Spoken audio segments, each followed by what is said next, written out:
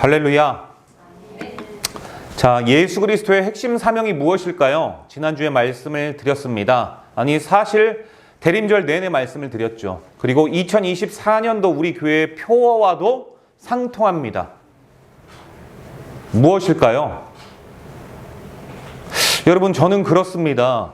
올해, 아니 지금 2024년도 마지막을 향해 달려나가고 있는 이 시점에 이 땅은 소망을 가질 수 있는 땅이 아니라는 것을 알 수가 있습니다. 여러분, 성도는요, 대부분 예수 그리스도의 핵심 사명을 잊고 살아갑니다. 왜냐? 우리 코가 석자이기 때문이죠. 살아가면서 너무나도 많은 위험들, 사건과 사고들, 미래를 전혀 알 수 없는 우리의 삶을 불안하게 하는 그러한 요소들이 너무나도 많이 숨겨져 있기 때문입니다. 그렇기 때문에 우리는요, 때론 삶을 살아가면서 예수 그리스도를 신앙한다라는 것에 기복신앙이 더해져 있습니다. 우리의 삶을 승승장구할 수 있도록, 승리의 가도를 달릴 수 있도록 하나님 하여 주시옵소서. 이것이 때로는 신앙의 목적이 되기도 하고요, 때로는 우리의 삶의 고난과 질고를 이길 수 있거나 질병을 깨끗게 나아주실 수 있는 그 여호와 라파의 하나님만을 바라보면서 회복되기를, 그것이 마치 신앙의 전부인 양 살아가시는 분들도 있습니다. 여러분, 우리는 이것을 무엇이라고 성경은 정의하느냐, 또 신학적으로 무엇이라고 정의하고 있느냐? 우리는 이것을 기복신앙이라고 이야기를 합니다. 여러분, 우리가 기복신앙에 빠질 수 있는 위험성을 가지고 있습니다. 그것은요, 예수 그리스도의 핵심 사명을 제대로 분별하거나 그것을 각인시키지 못한 데에서 출발하고 있기 때문입니다. 결국 내가 듣고 싶어 하는 말씀만 듣거나 성령의 조명하심에 따라서 내 삶이 인도되는 것을 거부하기 때문입니다. 내 안에 착한 일을 행하시는 그 성령님은요, 예수 그리스도의 사명을 반드시 생각나게 하십니다. 예수 그리스도의 핵심 사명을 생각나게 하시는 그 성령님의 역할은요, 반드시 하나님의 구속사를 대변하고 있습니다. 삼위일체 되신 하나님은요, 서로 각 위격이 다르고 하는 일들은 다르지만 하나의 본질한 동체를 가지고 있습니다. 그것은요, 바로 하나님의 뜻이에요. 하나님의 뜻이 무엇입니까? 구속사역.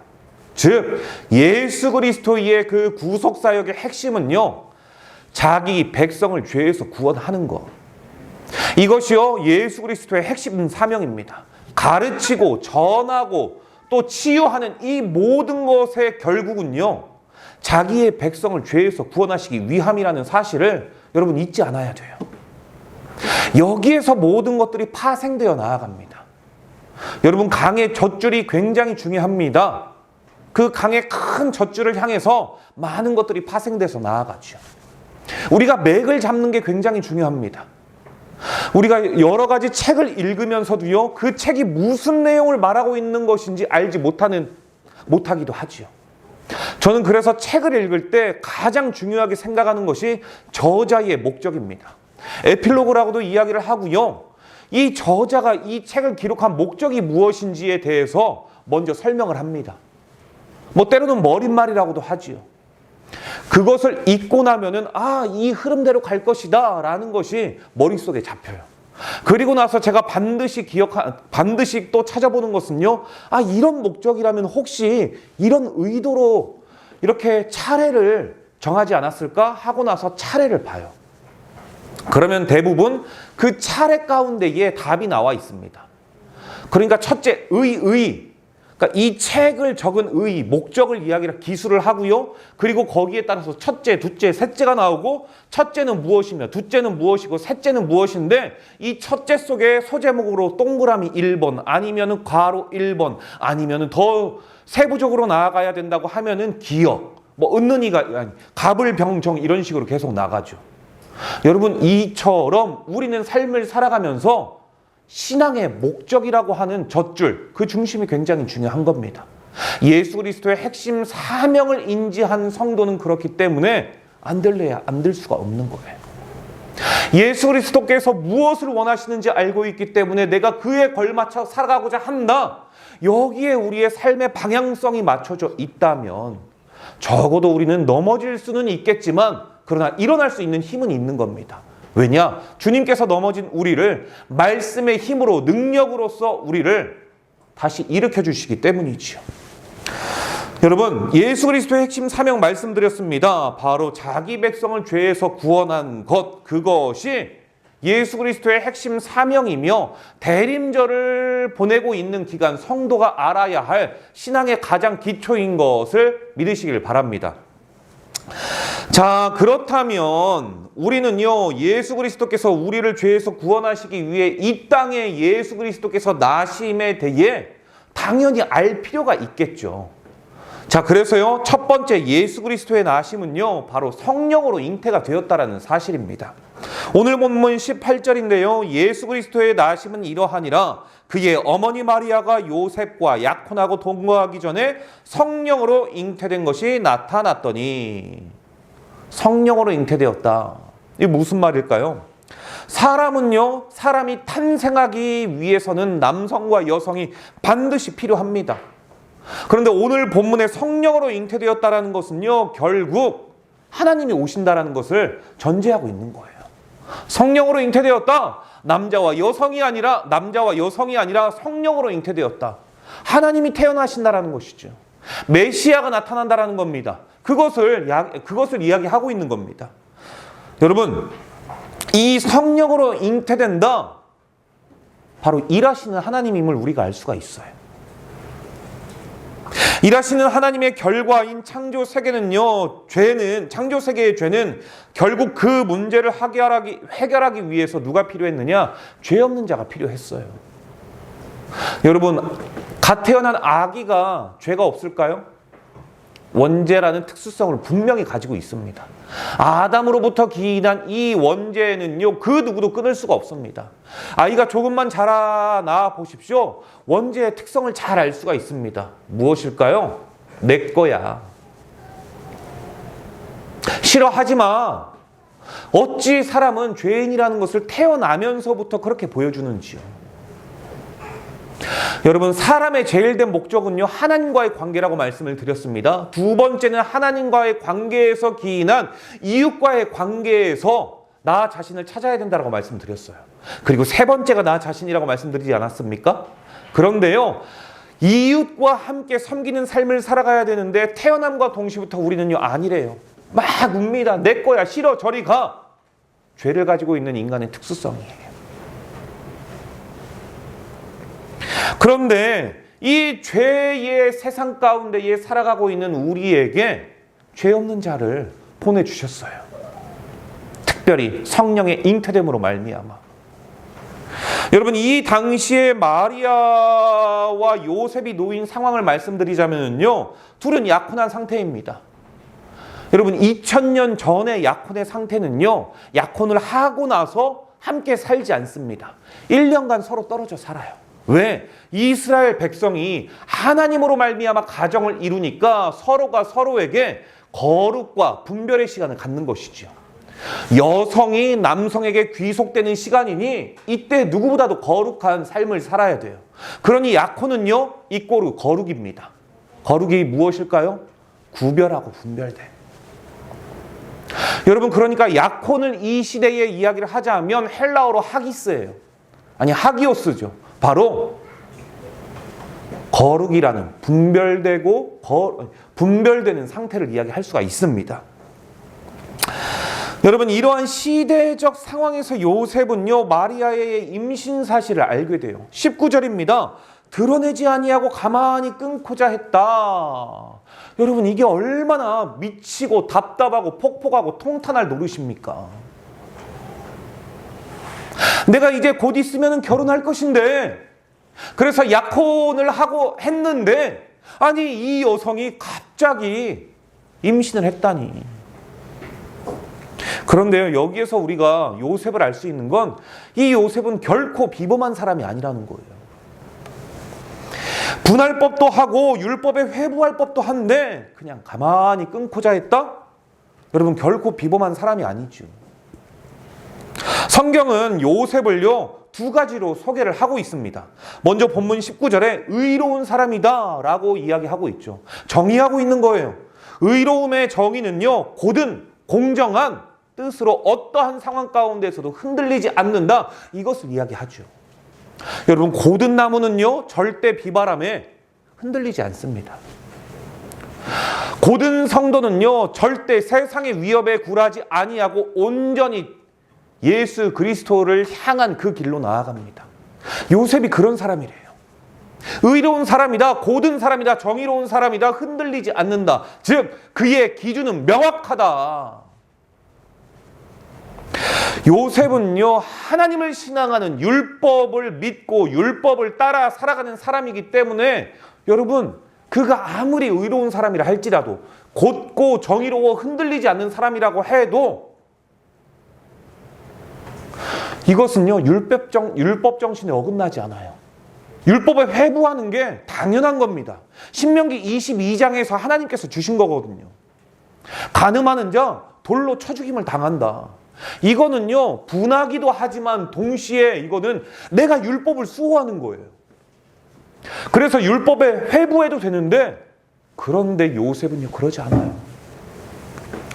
가만히 끊고자 했다. 여러분, 이것은요 우리가 잘못 생각하면 법치주의로 법을 맹신하는 사람들의 입장에서는요 이것은 법을 위반하는 거예요. 그러나 법 위에 사람의 양심에 흔들려, 아니 양심에 힘입어 믿지 않는 세상 사람들에게는 하나님께서 양심을 주셨지만 성도들에게는 무엇을 주셨습니까? 하나님을 의식할 수 있는 것을 주셨죠. 복음을. 그러니까 하나님의 입장에서 보자면 율법의 핵심을 안 거예요. 바로 사랑이지요. 여러분, 우리가 율법대로라면 돌로 쳐 죽임을 당하는 것도 당연하지만 하나님이 율법을 주신 이유는 너희들이 법대로 살아가지 않으면 너희들을 다 처단할 거야. 이게 목적이 아니죠. 최소한의 성도는 이렇게 살아가야 돼 라고 하는 법의 제한성을 둔 거죠. 즉 말씀의 울타리, 바운더리를 준 겁니다. 그리고 오늘날 우리에게는요 헌법이라는 건 죄를 지키지 않는 자는 무참히 학살하고 죽일 것이다 라고 이야기하는 것이 아니라 최소한의 윤리의 강령은 지키면서 살아가. 이게 헌법 아니겠습니까? 그러니까 요셉은요 정의롭고 고든 사람이었지만 여러분, 아둔한 자가 아니었어요. 법치주의자가 아니었어요. 그것을 해석할 줄 아는 자, 하나님의 마음의 중심을 읽을 줄 아는 자였기 때문에 율법의 핵심으로요 사랑했기 때문에 가만히 끊고자 했습니다. 이거 결코 비범한 사람이 아니라는 것이죠. 여러분, 결국 이러한 사람이 하나님께 쓰임받는 사람인 것을 믿으시길 바랍니다. 여러분, 요셉이 대단하게 쓰임받은 인물은 아닌 것 같습니다. 성경에 그 이후에도 제대로 나와 있지 않기 때문이죠. 그러나 우리가 알 수 있는 것은 우리가 우리의 신앙생활 가운데 무엇인가 나 자신을 드러내고 성경에 기록되기를 바라면서 신앙생활을 한다는 건 아니에요. 그의 핵심이야 여호와를 사랑하는 여호와 사상이냐?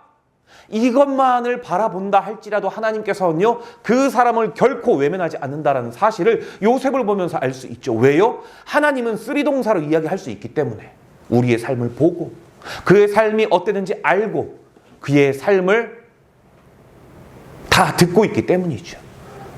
그래서 신앙의 쓰리동사, 우리의 하나님은 우리의 모든 삶을 보고 듣고 알고 계시는 하나님이라는 겁니다.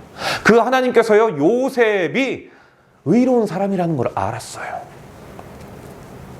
그가 명철한 사람이라는 걸 알았습니다. 율법의 칼날을 휘두르지 않는다는 것을 알았지요. 두 번째 성경은요 요셉을 다윗의 자손이라고 20절에 소개하고 있습니다.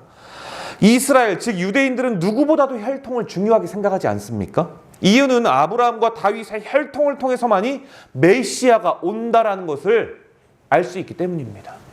그래서 그들은요 혈통을 굉장히 중요하게 여겼습니다. 이것이 연결되어야지만 메시아가 이 땅에 온다라는 것을, 아니 왔다라는 것을 인정할 수 있기 때문이었습니다. 그래서 혈통을 굉장히 중요하게 생각을 했죠. 두 번째 예수 그리스도의 나심은요 창세기 3장 15절의 말씀을 성취하기 위함이에요. 내가 너로 여자와 원수가 되게 하고 내 후손도 여자의 후손과 원수가 되게 하리니 여자의 후손은 내 머리를 상하게 할 것이요 너는 그의 발꿈치를 상하게 할 것이니라 하시고. 자, 아담과 하와가 여러분 죄를 지은 이후에 인류는 죽을 수밖에 없었어요. 인류가 다시 살 수 있는 길은요 죄가 없어야만이 다시 살 수가 있습니다. 하나님은요, 인류가 죄악 아래 놓인 것을 그냥 내버려 두시지 않으셨습니다. 방관하지 않으셨지요. 하나님은요, 어떻게 하셨느냐? 여자의 후손, 즉 그리스도를 통해서 구원해 주실 것을 우리에게 약속하셨어요. 그게 여러분 창세기 3장 15절에서부터 나타나는 이 말씀이 메시아 사상을 이야기하고 있는 겁니다. 예수 그리스도의 낳으신 여자의 후손에 대한 이 창세기 3장 15절의 말씀이 성취가 되는 거예요. 놀랍지 않습니까? 세 번째, 예수 그리스도의 나심은요, 여호와께서 선지자로 말씀하신 미가서와 이사야서의 말씀을 성취하기 위해서예요. 제가 미가서 5장 2절의 말씀을 한번 읽어드릴까요? 베들레헴 에브라다야, 너는 유다 족속 중에 작을지라도 이스라엘을 다스릴 자가 내게서 내게로 나올 것이라. 그의 근본은 상고에 영원에 있느니라. 여러분, 대림절 첫 주의 말씀 기억하십니까? 메시아를 확인하는 세 가지의 방법이 있다라고 말씀드렸는데 그 중에 세 번째 말씀 기억나십니까? 메시아를 확인하는 말씀의 근거는요, 선지자가 하신 말씀이 그 예언이 성취가 되었느냐 안 되었느냐, 그 예언을 통해서 나타난 이냐 아니냐, 이것을 통해서 메시아가 이 땅에 태어났다라는 사실을 확인할 수 있다라고 말씀드렸습니다. 예수님은요, 그냥 갑자기 세상에 나와서 내가 예수다, 내가 메시아다, 내가 너희를 다 구원하겠다 라고 이야기하는 저 천인공노할 세상의 이단들과 교주들과는 다릅니다. 철저하게 약속된 성취를 따라서만이, 선지자들의 약속의 성취를 따라서 증거가 되신 거예요. 그러니 얼마나 믿을 법합니까? 첫째, 여러분, 아브라함과 다윗의 혈통 가운데서 나신 분이십니다. 두 번째, 말씀을 따라서 이 선지자를 통하여 말씀하신 예언의 성취를 통해서 오신 분입니다. 그리고 그의 사역이요, 죄 지은 자를 다 고쳐주시고, 그리고 그들에게 복음을 전하시며 그들을 자녀 삼아주신 천국의 복음의 말씀이었다라는 사실을 볼 때에 안 믿을 수가 없는 것이죠. 여러분, 마태복음은요, 오늘 우리가 읽고 있지만 기록의 제일된 목적은 바로 유대인들을 위해서 기록이 되었습니다. 유대인들을 위해서 기록된 이 마태복음에는요, 13번이나 뭐라고 이야기를 하고 있느냐? 선지자로 하신 말씀을 이루려 하심이니라. 13번이나 무려. 무슨 뜻이에요? 유대인들에게 확실하게 이것을 알려주기 위함이에요. 의심하지 마, 너희를 위해서야. 너희가 그토록 바라던 메시아, 바로 선지자를 통해서 이루려 하시는 그 말씀을 확실히 증거하기 위함이야. 이것을 이야기해 주는 겁니다. 오늘 본문 22절에도 그렇죠. 이 모든 일이 된 것은 주께서 선지자로 하신 말씀을 이루려 하심이니. 선지자를 통하여 하신 말씀, 즉 구약에서 약속된 메시아가 예수 그리스도임을 밝히기 위해서 마태는 그렇게 노력을 했던 겁니다. 저자 마태는요, 그리스도를 3번이나 반복해서 언급하는데요, 오늘 본문 1절과 16절과 그리고 17절입니다. 1절, 아브라함과 다윗의 자손 예수 그리스도의 계보라 그리스도. 16절, 야곱은 마리아의 남편 요셉을 낳았으니 마리아에게서 그리스도라 칭하는 예수가 나시니라. 그런즉 모든 대수가 아브라함부터 다윗까지 14대요, 다윗부터 바벨론으로 사로잡혀갈 때까지 14대요, 바벨론으로 사로잡혀 간 후부터 그리스도까지 14대라. 그리스도. 여러분, 이 말씀을 반복한 것은 구약의 선지자들이 말씀한 예수님께서 그리스도이심을 증거하기 위함으로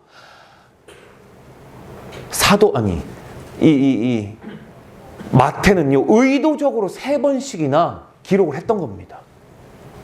조금 전에 읽었던 미가서 5장 2절은요, 미가 선지자로 하여금 베들레헴으로 메시아가 이 땅에 오신다라는 장소에 대한 예언이에요. 장소에 대한.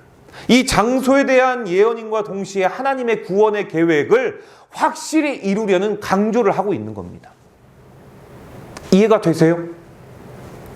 또 미가서 5장 2절 하반절에 뭐라고 이야기를 합니까? 그의 근본은 상고의 영혼에 있느니라. 이렇게 말씀하시는 것은요, 예수님께서 성육신, 이건 신학적인 용어인데요, 성육신, 인간의 몸을 입고 성자 예수님께서 이 땅에 오셨다는 것, 그것을 우리가 성육신이라고 이야기를 하는데요, 이 성자 예수님께서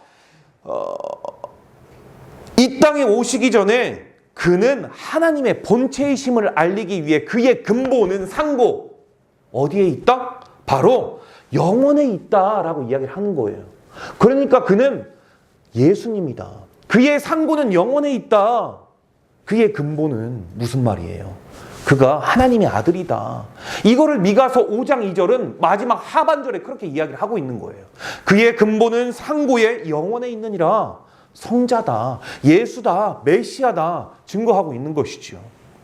예수님께서 사람의 몸을 입고 이 땅에 오시기 전에 예수이신 그는 하나님의 본체이심을 미가 선지자는 확실하게 예언을 했습니다. 그렇게 해서 예수님은 메시아이심을 증명이 된 거예요. 예언을 통해서. 여러분, 시대가 바뀌고 사람이 바뀌어도 하나님께서 하신 말씀은요, 전혀 변하지 않고 반드시 이루어진다라는 사실을 믿으시길 바랍니다. 성경은요, 태초부터 지금까지 계속 그것을 주장해 왔어요. 여러 가지 하나님을 반대하는 세력들이 등장하고는 있었지만, 그럼에도 불구하고 구원의 역사는 하나님께서 계획해 놓으신 그 경륜대로 계속 흘러가고 있다. 성경은 그것을 계속 증거하고 있습니다. 둘째로 여러분, 여호와께서 선지자 이사야를 통해서 말씀하신 처녀의 잉태를 통해서 예수님께서 탄생하신다. 그게요, 이사야 7장 14절의 말씀과 오늘 본문 23절의 말씀이에요. 그러므로 주께서 친히 징조를 너희에게 주실 것이라. 보라, 처녀가 잉태하여 아들을 낳을 것이요 그의 이름을 임마누엘이라 하리라. 오늘 본문 23절도 그렇죠. 보라, 처녀가 잉태하여 아들을 낳을 것이요 그의 이름을 임마누엘이라 하리라 하셨으니 이를 번역한즉 하나님이 우리와 함께 계시다 함이라. 이사야 7장과 마태복음 1장이 어때요? 동일하죠. 처녀가 잉태하여 아들을 낳을 것이다, 이 말씀이 원인이 돼가지고요, 어떻게 됩니까? 결과로 예수가 나옵니다.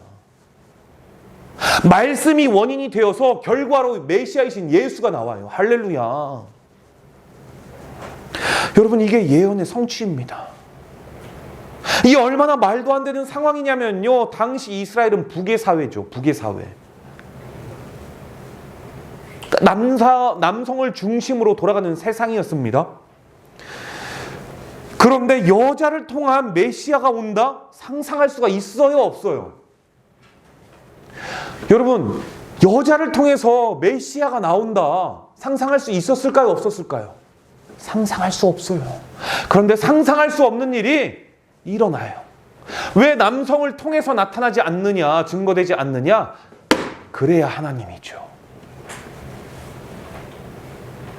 말도 안 되는 일은 우리 주변에서 일어날 수 있지만 천지를 창조하신 하나님에게서는요, 말이 안 되는 일이 없습니다. 이거 정말 놀랍지 않습니까, 여러분? 지금 시대는요, 2000년이 아니에요. 지금 시대가 아니라 2000년 전의 시대예요.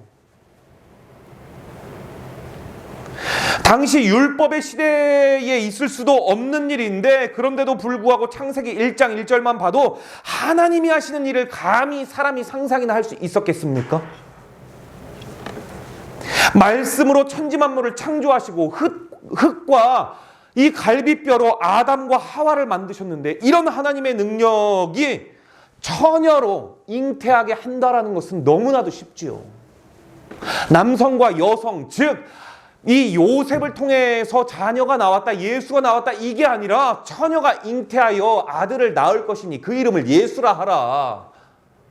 이거 말도 안 되는 건데 하나님의 능력으로는 말씀이 가능하죠. 이해가 가능합니다. 오늘 살아가는 저와 여러분에게 우리 주님은요, 말씀하고 계신다라는 사실이 얼마나 위로인지 모릅니다. 성경을 통해서 거듭해서 말씀하고 계세요. 보라, 처녀가 잉태하여 아들을 낳을 것이요 그의 이름을 임마누엘이라 하리라 하셨으니 이를 번역한즉 하나님이 우리와 함께 계시다 함이라. 오늘 본문 23절에서 주의 사자는요, 처녀가 낳은 아들을 뭐라고 이야기를 하냐면 임마누엘. 임마누엘 뜻이 무엇입니까? 우리와 함께 하시다. 우리와 함께 계시다. 여러분, 이 말씀이 저와 여러분에게 위로가 되지 않습니까? 그 누구도 나의 속사정을 알아주지 못하는데, 아무리 절친이라고 이야기를 해도 내 상황을 100% 이해하지 못하고 100% 공감하지 못하는데, 천륜을 끊을 수 없다라고 이야기를 하지만 천륜을 끊는 자들도 있는데, 부모와 자녀 간에도 다 대화가 되지 않는 것이 오늘의 시대라고 이야기를 하는데, 그만이 나와 함께 하신다라니. 여러분, 이것이 우리에게 위로가 아니고 무엇이겠습니까? 여러분, 세상을 보면서 소망을 가지십니까? 지금 일련의 사태를 보면서 우리 땅에 희망이 있다라고 보십니까? 없습니다. 왜요? 모든 사람이 죄를 범하였으며 하나님의 영광에 이르지 못하더니라고 로마서는 말씀하고 있어요. 죄인들이 살아가는 세상 가운데에 저 사람은 법 없이도 살아갈 거야. 죄인들의 이야기죠. 하나님의 입장이 아니지요. 정의와 공의를 이야기하지만 그것은 네가 조금 더 정의로우냐, 네가 조금 더 낫느냐, 이 이야기일 뿐 죄가 없는 세상은 아니라는 거예요. 여러분, 하나님이 우리와 함께 계신다는 이 뜻은요, 유대인들에게 얼마나 큰 소망과 희망이었는지 아십니까? 이때는요, 신구약 중간기예요. 미가 선지자 이후에 단 한 번도 성령의 역사, 하나님의 임재하심이 없었던 시대가 무려 400년 기간이었습니다. 마치 이것은 여러분 출애굽 그 상황과 동일하지 않습니까? 바로와 애굽의 그 폭정에 짓눌려 살았던 이스라엘 백성들, 그 기간이 430년이요. 동일하게 미가 선지자 이후부터 지금 예수 그리스도의 나심의 시대까지 400년 동안 암흑기의 시대를 살았었던 이 유대인들이 살았던 그 땅 가운데에 그때 임마누엘이라고 하는 메시아가 나와 함께 계신다라고 하는 것, 이들에게는 엄청난 소식입니다. 그래서 성경은요, 이렇게 기록을 해요. 큰 기쁨의 소식이다. 할렐루야. 이 큰 기쁨의 소식이 2024년을 살아가고 있는 저와 여러분과 그리고 이 나라 이 민족에게 소망이 되기를 주님의 이름으로 축복합니다. 여러분, 2024년도 말씀드렸죠? 이 2024년도는 청룡의 해라고. 제가 올해 2월 4일 날 설교를 했고요. 지난주에도 한번 언급을 했습니다. 사람들은요, 청룡이 된다라고 할 때 엄청난 기대와 염원이 있었습니다. 무엇입니까? 용은 불을 내잖아요. 그래서 내 삶을 붙잡고 있는 고난과 고통의 끈을 저 불로 다 태워버리겠다. 청룡의 불로. 둘째, 그것을 넘어서 용이 하늘로 승천하는 것처럼 나 또한 승천하겠다. 분명히 이러한 염원들이 다 있었습니다. 여러분, 그런데 요한계시록에서는요, 용, 그 전에 뱀, 햇뱀막이라고 해요. 뱀에게 소망을 걸고 뱀에게 희망을 걸고 있는 이 나라 이 민족에게 2024년도는 굉장히 어려울 것이다. 제가 확실하게 2월 4일 날 말씀을 드렸습니다. 어떻게 되었습니까? 그 어려움의 극치가요, 말도 안 되게 연말에 확실하게 터지지 않았습니까? 이게요, 여러분, 우리가 우상을 섬기면서 살아간 결과예요. 나는 아니라고 이야기를 할 수 있겠지만, 그거 크게 별거 아니야 라고 생각하겠지만, 그것을 거부감 없이 받아들이는 우리의 문화, 그거를 맹신하지는 않지만 그냥 문화쯤으로 하나 정도 받아들이는 문화, 해를 바라보면서 그 해를 통해 전기를 받겠다, 1월 성신, 하나님께서 만들어 놓은 생명 없는 그 것들을 보면서, 이게 다 우상화죠. 첫 번째 계명과 두 번째 계명의 차이가 무엇입니까?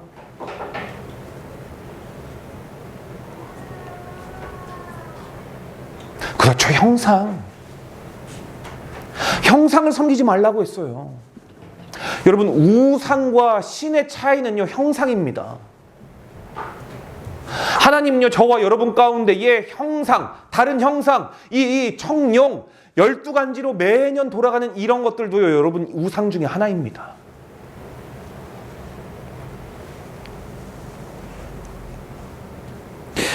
마치 올해는 신구약 중간기 400년과 같은 하나님의 임재보다 악한 사단 마귀가 판을 치는 그러한 한 해였죠. 그 결과의 끝이 계엄령이었고요.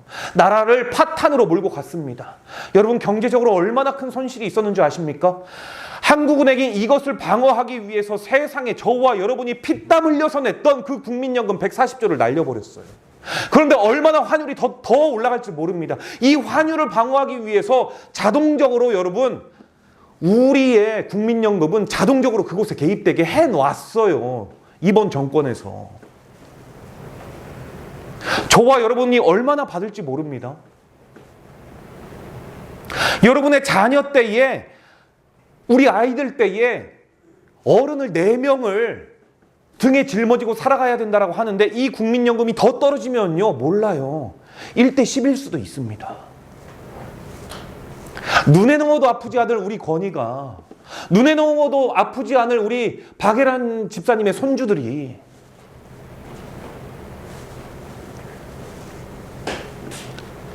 여러분 이렇게 끔찍하고 고통스러운 시간을 직면한 이때 하나님께서는 저와 여러분에게 그리고 인류에게 메시아가 필요한 지금 이 시기에 당신의 아들을 이 땅에 보내주셨다라고 이야기를 하니, 그리고 그가 임마누엘 우리와 함께 하신다라고 하니 이게 얼마나 큰 위로고 이게 얼마나 소망인지요.